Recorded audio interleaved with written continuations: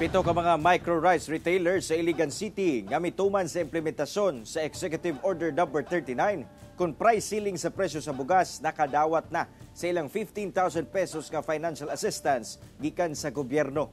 Ang detalye sa report ni James Paulo Yap.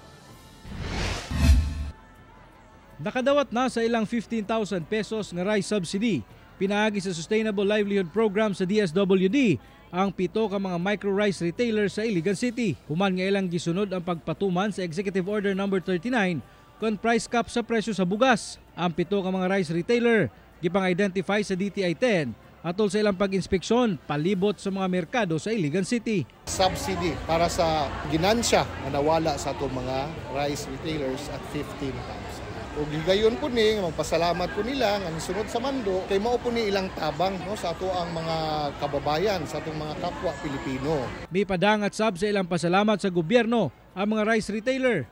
Dakong tabang na kuno kini aron mabawi ang ilang kapital sa pagpamaligya og bugas. Pasalamat gyud ko og dako ma'am nga kani makatabang ni sa among pagkaalkansi. Samtang nagpahigayon sab ang DTI Lanao del Norte, NFA ug Iligan City Price Coordinating Council ug Diskwento Rice Caravan sa Iligan City Public Plaza aron nga mas mapaduol sa publiko ang baligyang baratong bugas. 500 packs nga adunay sulod nga tag 5 ka kilong bugas ang giandam sa NFA nga ginapamaligya lamang sa 25 pesos matag kilo. Samtang pipila ka mga pribadong negosyante sab ang nagbaligya og discounted nga mga premium rice. Ako si James Pauliap para sa At Home with GMA Regional TV.